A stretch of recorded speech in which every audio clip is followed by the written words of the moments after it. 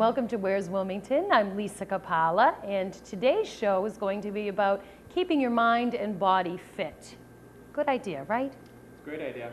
So we have with us our first guest in the first half of this segment is Lou Piazza, Louie to his friends. Nice to meet you. Nice to meet you, Lisa. Obviously, he's from Anytime Fitness, and we're going to talk about trying to keep juggling your fitness, I guess, during the holiday season, which I know is hard for everybody. But let's backtrack before we do that, Lou, Sure. and give the folks a little bit of an idea about what Anytime Fitness is and what you do there. To put it in simple terms, Anytime Fitness is basically a very private, convenient facility to help people feel comfortable when they're exercising.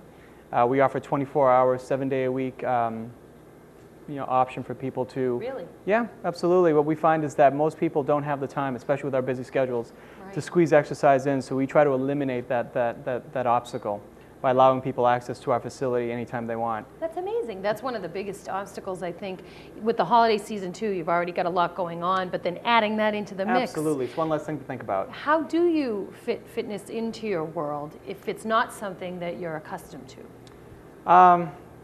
If you're not accustomed to it, my main advice would be to especially with the holidays coming up. I mean, Right. I try to use fitness or exercise as a means to complement our lifestyle.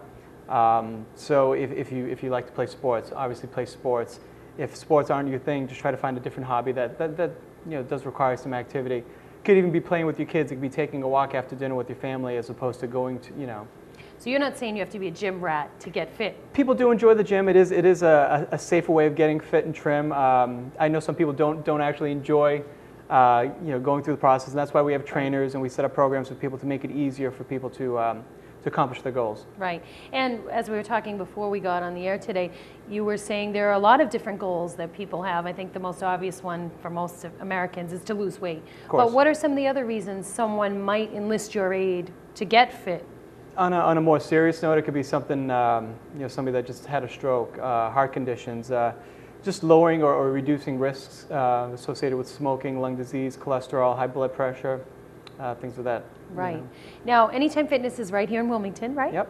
And where are you located? Located right off Concord Street in Wilmington, which is exit 39 off of Route 93. Excellent. How long have you been there? We've been there just about over a year and a half now. How's business? Business is great. Good, good. What have you seen in changes for people coming in? Have you seen more people coming, less with the economy? I'm interested to see. In all honesty, I think the fitness industry is about as recessionary proof as Really? most businesses can be, and by that I mean it's probably not the first thing you want to cut out of your budget. Most people would rather give up HBO as opposed to stop exercising because they see all the residual benefits that you can get from it.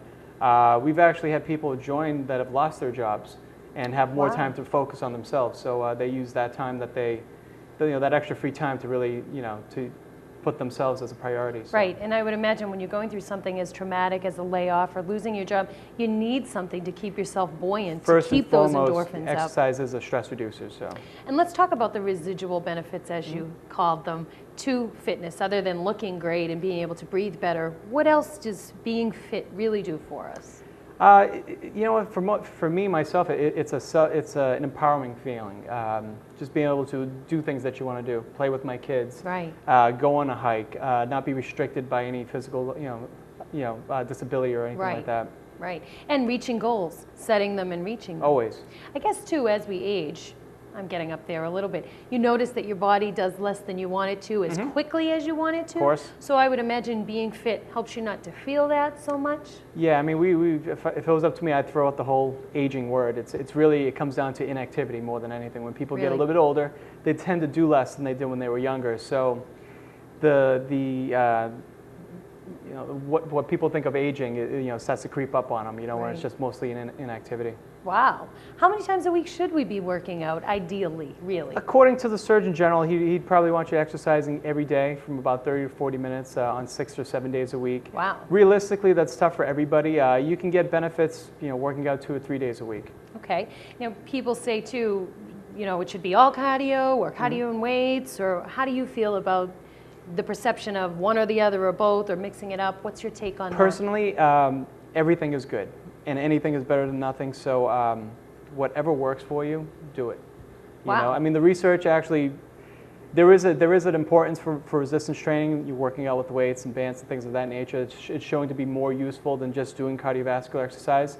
Although cardiovascular exercise is very good for your heart.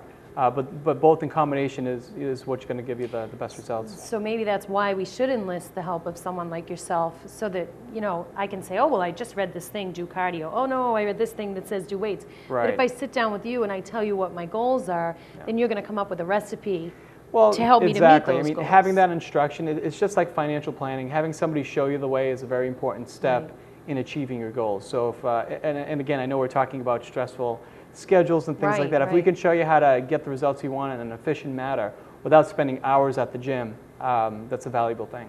Okay. What about, I've heard people say that if you need to do 30 minutes of exercise a day, but if you break it up into 10-minute chunks, it still counts as 30 minutes. Absolutely. Is that really true? Absolutely. How can that be possible? The body remembers, and basically by, it's your metabolism that needs to be activated. So whether you're going 30 minutes in the gym or breaking it up throughout the day, as long as you can get your heart rate to move a little quicker than it normally does, again, you'll have residual benefits from that exercise. So after the 10 minutes or whatever amount of time that you want to allot to exercise, after you stop, your heart rate and metabolism is still working at a faster pace, and that's going to have longer benefits. Excellent. What should we look for when we're out there trying to decide either what gym or what trainer to use? If you were going to advise someone, other than tell them to come see you, obviously, Absolutely. What are the top, say, 5 things that you really want to consider when you join a gym or First hire and a foremost, trainer? it has to be convenience. Right. If the place is a little too far or it's not suitable to your schedule, chances are you're not going to use it. And it's all about being convenient so you can actually use the place when you want. 2, obviously, nobody wants a real crowded gym, so not having to wait for equipment is always an important thing for me. Also, keeping the place clean. We try to establish a really clean environment that's comfortable for people. So we want people to keep coming back and having an enjoyable experience. And as far as using a trainer, it's very important to find a trainer who has knowledge, has education. Check for certifications, check to see that they are certified. And what certifications do we need to look for?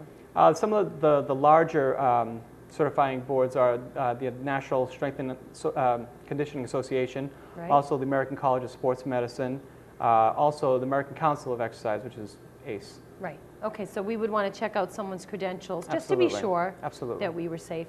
What about recommendations of friends or loved ones that go somewhere? Or do you find this is something you really have to personalize for yourself? Recommendations are great because having a trusted source recommend somebody to you is a good thing.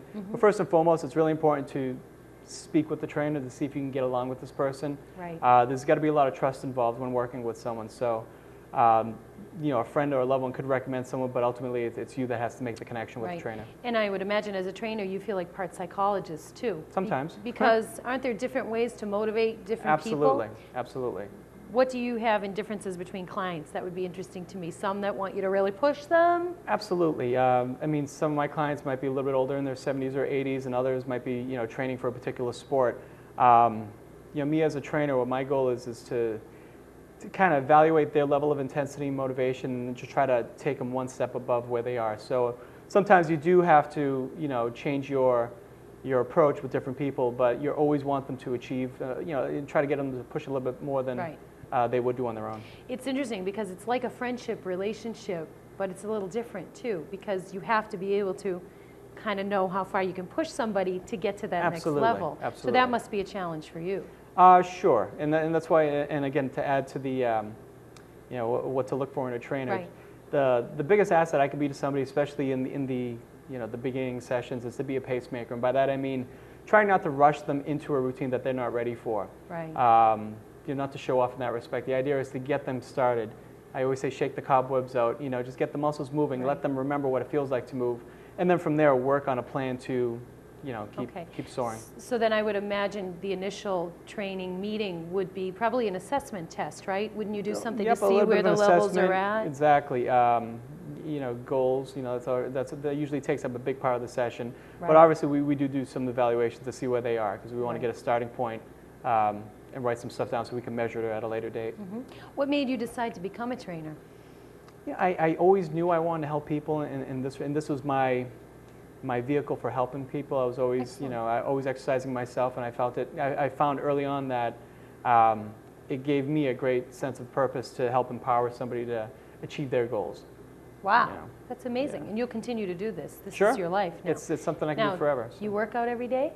I try to, but All right. it doesn't quite happen all the time. So. Well, you have a family and a life, and you're Come from trying a to run a large family, business like absolutely, everybody else. absolutely. What are we going to see in the future with Anytime Fitness? What are you planning? Are you going to expand or do anything Well, different? presently we do have 1,000 locations located in the 50 states, and we're also breaking into Canada and Australia. It would be nice to have a few more of them, obviously, and just to help as many people as possible. Right. Do you folks have aerobics that you do there too? Is it just weight training? We have a medley of both. We do have a great spinning program out of our club. Cool. And we also run small group training programs, so we'll have trainers that run like boot camp classes and kickboxing classes and things of that nature. Excellent. Yep. And you guys have a website too? Sure. What will we see when we dial it up? Well, at first you'll see our national website, and then you can just kind of scroll into a town near you and find our particular club, and then from there you can, check out our club. If you're a member in a local club, are you entitled to use the fitness? Absolutely. Oh, That's one thing that's nice about our club is you have 100% reciprocity with all our clubs for no added charge, which is kind of a nice thing. So if I go to Florida on vacation, we have I about can 80 map of it them out there. so I'm right near an Anytime Absolutely. Fitness. That's fabulous. That's fabulous. What do you find, other than the time, is the challenge that most of your clients say they face? I'm going to guess it's diet. Well, yeah, I mean, you hit it. I mean, diet really makes up about 70% of most weight loss goals. Really? Absolutely. 70%? Yep, sure. Wow. So if you just are doing the exercise piece, but you don't really change your diet? You will get benefit, but you'll just attain your goals much faster if your diet is on on the right path. Sure. Now, do you help people to determine what their dietary We do restrictions offer should support. be? We do have nutritionists on staff as Oh, well, nice. but most of our trainers, can help people individually. Okay.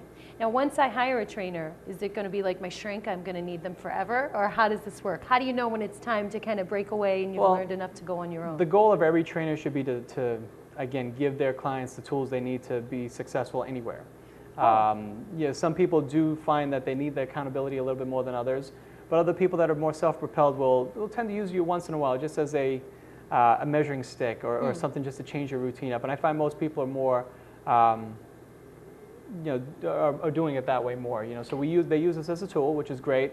They use it for support and everything, but then we also give them homework to do on their own, so they're not completely reliable on us. Excellent, excellent.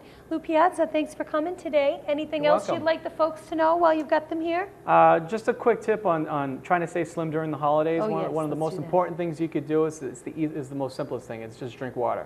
Really? A lot of the times we mistake thirst for hunger. So if you know you're going to a party, it's really important just to just stick to your schedule. Don't skip meals. Have a breakfast. Have a lunch, because there's only so much you can eat at one given sitting. You know? So making sure that you drink water before big meals will allow you to drink less. Maybe eat less and. So you'll have a perception that you're fuller, so you won't Without have a a tendency doubt. to eat Without as a much. doubt. Because I think most of us tend to save up our calories. We know we're going to a big party, so Sure. we're not going to eat all day till we get there. And it's okay to do that, but you have to pay the consequences. So you Right. can exercise a little bit more. And that's basically it. Excellent. Well, thank you so much for Great. being here. Stay right there. We'll be back with more of Where's Wilmington right after this.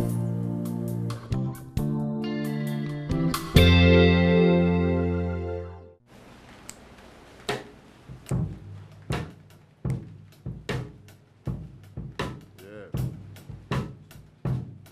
That's it.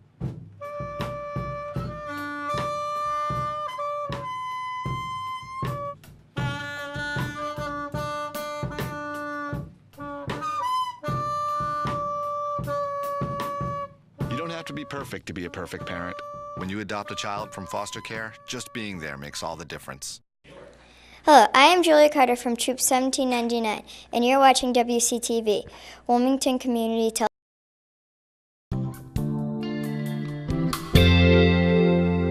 Hello, and welcome to the second half of Where's Wilmington, keeping in line with our theme of body and mind fitness. I have Tina Stewart. Hello. Hi, Lisa. She's director of our local library. What's the actual library Wilmington name? Memorial Library. Who's it memorialized for? It was dedicated in 1969 on Memorial Day, actually, and dedicated to all Wilmington veterans. That is pretty cool. Yeah. See the things you find out if you watch Where's Wilmington. So I know we've got a lot to cover today. Let's talk about first, let's go a little bit backtrack. How does one become a director of a library? Where did you start and what made you want to embark on this big career? Well, I've been at Wilmington a very long time. I actually started as the reference librarian in 1974. Wow. I went to Simmons to get my library degree, and then began my job in Wilmington and have been there since, and Wow. I was promoted to director in 1996. Nice, congratulations on that. Did you find that the librarian's jobs got a lot more press as soon as President Bush's wife talked about her degree in library science? That didn't really have as much as an impact as one would think. I mean, it was wonderful to have Laura Bush speak on behalf of libraries, Yeah. but I think the libraries themselves have always sort of stood pretty on their own and made their mark. But again, it's wonderful having somebody speak on behalf Right. of libraries. I never actually knew there was an actual library degree that you get. right. I thought it maybe would be like an English degree where you can parlay it into other things, but that's It's really interesting great. that many people who go into library science come from all different backgrounds. I know you interviewed Linda Callahan Right. a few months ago, and actually Linda has a science background. Right. So many librarians have history backgrounds. I have an English background, but they really do have varied backgrounds. So that's nice. It Yes. makes for a nice mix when you Yes. go to the library. What do you want us to know first and foremost? You've got some information there for us. There's a lot going on at the library, Right. and I just want to let everyone know how to make sure that they know what's going on. We have a website. It's www.wilmlibrary.org. And Bill's going to put that on the screen for And us. it'd be great if people could bookmark that. And there's a calendar of events online.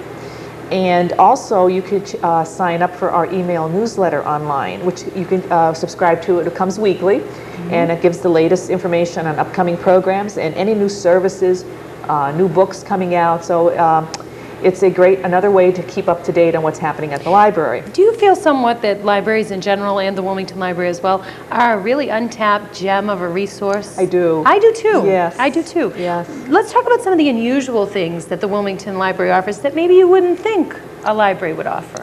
Well, I think we have the traditional storytime programs for Right. children, but we have a variety of other kinds of programs. We just finished a wonderful, exciting program which really hooked into the community. It was called Desperate Households, Oh, wow. and it really had meals and minutes, stress management, and also organizing. I could have used Yeah. that. I should So- have signed up for the website calendar. I would have been all set. That's right. And we have now upcoming money management Who can't use series, that? which I think, again, if people would like to, you can register online for these programs. Very Okay. easy to do on the calendar of events. Okay. Are most of them for a fee, or some of them are? None of these. These are all free. because the Friends of the Library fund these programs for us. Wow. Yes, they're very generous and supportive of the librry. These are some nice friends you They are have. very good, very good friends. That's great. And the Friends organization is now 10 years old. There's an anniversary celebration this past May. And they not only support our programs, but they've also given a lot to the library for the library makeover. Right. They bought a 24/7 book return so people can drop their books Oh, off wow. as they drive by in their car. Purchased furniture and equipment for us. And the new library sign, if you saw it in front of the Yes. library, was purchased by the Friends. Wow. So yes, they're very, we couldn't offer these Friends at no cost. Right. These programs at no cost if it wasn't for the Friends. Right, that's unheard of. Yes. You don't, I mean, usually there's a nominal Yes. fee or a Nope. supply fee. Wow. Right. Well, you heard it here. You better Right. get on down to the library. Yes. Also, you have a bookstore too. The Friends operate a bookstore, all volunteer run, and all from donations that the community brings in. I look at this as a really community service. It's a win-win. Right. A place for people to recycle their books that they've already read, and place to get bargain books that you haven't read. Wow. And then the money goes back to the library. So I would hope that people would not, would think about donating their books, but also this is a great time, birthdays coming up, you want to buy, and they're books are in mint condition, so it's a wonderful place to get. Right. And for children, paperbacks for 50 cents. I know Wow. one mother was having a birthday party, and it's for favors. She just came and bought all of a variety of paperback books that she gave out as Wow, favors. that's a really great idea. Yeah. Excellent. Yeah. And also, you could always make a donation to the library in someone's name. That's right. I mean, Memorial for the folks who donations. have everything, Sure. that's Yep. a great birthdays, gift to give. and we've had people donate money in honor of people's birthdays, anniversaries, Mm-hmm. and then we'll put a plaque, a little in the front of the book that we select. They can select the topic, and the librarian will find a book on that topic, and so we can Excellent. say in honor of Mr. and Mrs. Jones's 10th Wonderful. anniversary. You also write a column too. Yes, Where yeah. can we see that? In the Town Crier and in the Wilmington Advocate is a weekly column. Again, basically what programs are coming up or any new services that are happening at the library, new programs that we're offering. I try to mix it up with programs and keep people aware of services we have, like the museum passes. People still aren't aware that we have a variety of museum passes. They will be now. Yes, and all that information is also on the website, and we also have brochures on these services.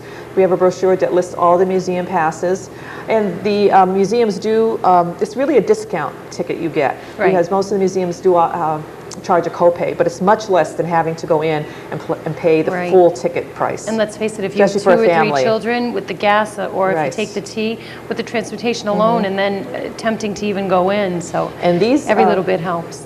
These passes are funded by community organizations like the Sons of Italy, the school PACs, the Community Fund, and the Friends. So again, we're very fortunate to have such great community support for the library. Excellent. Now I see you have something special sitting there. Let's show that to the folks This and is tell them what this Star, is. Star Mag.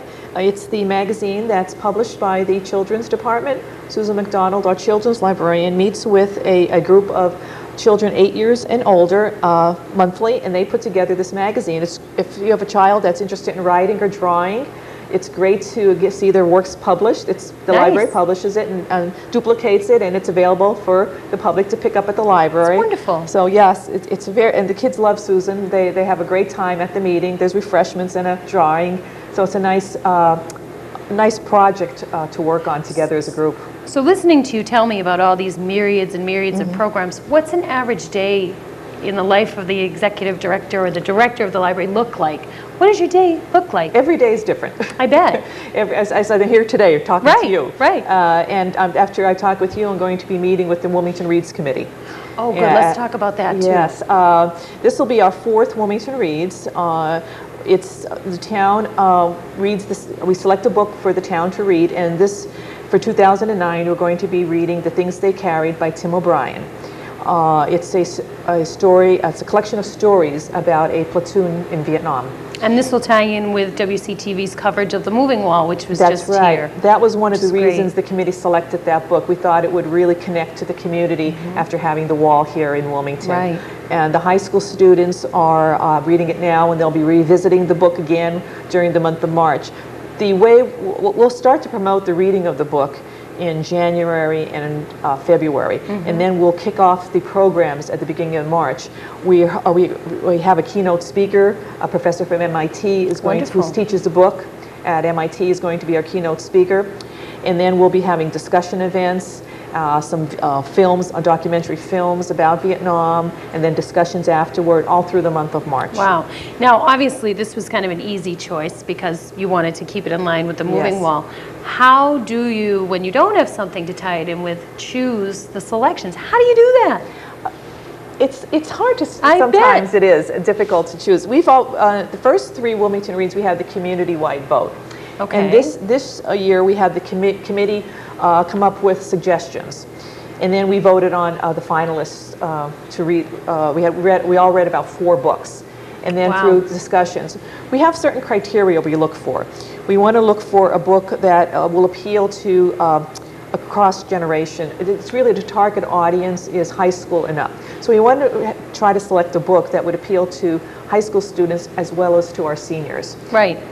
So we want to have a book that would appeal to men and women. Right. We want to have a book that is worthy of discussion.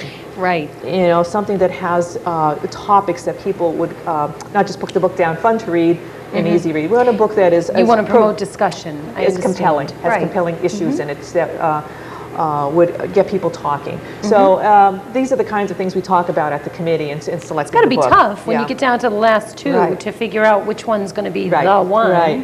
So, but I think I think having the wall here was the deciding Right. point. That's a no-brainer, Yes, right? right. What else as far as these events? Let's say that I am a local merchant or someone with a skill and I want to speak to the Memorial Library community. How do I get the opportunity to be put on the calendar, or is that an opportunity? Contacting me is probably the first step. If you have something that you would like to speak to, you feel you have a talent you want to share, Right. and it would be wonderful to offer your knowledge and share it with the town, just contact me. We have a program committee. Excellent. And again, we start meeting to plan the fall programs in the summer, and now we're planning the winter and spring programs. So we've had people approach us in the past. So that's always, just begin by giving me a call or sending me an email. I think my email address is on We can certainly put that up on the screen. on your screen. And they could just contact me and come up with a proposal. Excellent. And we could review it. Okay, now because these are all no-fee courses, does that mean that the person who provides the information is not paid as well as it volunteer It usually? varies. Usually, many Okay. people who come forward in the community do it as a community service. And the performers that come to the library, storytellers, magicians for children, theater groups, experts in their field, again, they're paid by the funding that we get from the Friends of the Library. Those friends, Yeah. there they are again. But we also have people who volunteer. We have one of the programs we're going to be doing in February, as a resident came and gave a proposal. Right. And she had lived in Japan for a wow. while in the countryside and had slides, and she's going to share her experience. Nice. So, and she's, of course, is not charging us. Right. She just so wants this to is share it to the something town. that maybe Yes. you wouldn't normally think of. You Right. have your slides. What are you going to do with them? Yeah. This is a way to share something Sure. with the community at large. Right. What's on that calendar that you have in Well, I front have of the you? November calendar, and I could just kind of review it Yes, briefly let's with you. see. Let's try to hit on some of the things that we wouldn't expect. Well, we I'd have- expect you to have reading groups and story times. I'd expect that. Well, we have food for fines. What's that? Okay, and what we do in November is collect fines and food for the Wilmington Food Pantry in Oh. lieu of fines. So you, instead of paying your fine, you could bring a canned, non-perishable food item in, and we will take that and clear your fines. I like that. Yeah. What else have you got on board? Let's see. Well, I think the money seminar Yes. is a little different. That's gonna be good. It's so we're doing some money basics. There's one called the Nest Egg Investment Basics, and those are all on the website, and they do need registration. Right. So that's a little different. We have movies Oh, for children and for teens usually. Right. And those are very popular. And we have popcorn and lemonade. you mean you show the movie Yeah, actually, yeah, we have a movie the library. license. Allows us to show. Usually, as soon as they come out on DVD, we try to schedule them for the library. Well, how nice is that? Yep. And so we have a nice, again, the DVD and the screen projector that we use was purchased by the Friends, and we have a sound system that was purchased by the Friends. Excellent, excellent. Next best thing to cinema. Right. Yes. And local and Yeah, with a right. bunch of fun people that you Right, know from your exactly. town. What could be better than that? Anything final you'd like our viewers to know about the library, or anything special that you need from us? Well, just that I think people need to find out what's happening at the library. I think sometimes they're very surprised at what we offer. I'm very surprised And myself. we have wireless. We have 12 computers on the first floor that people can come and use and sign up. If they have a laptop, just stop by with your laptop. We have a wireless connection. So there's, we try to keep, I'm always surprised, again, that people don't always take advantage of what we Right. have to offer. Right. And it's a big bargain. It's a big bang for the buck.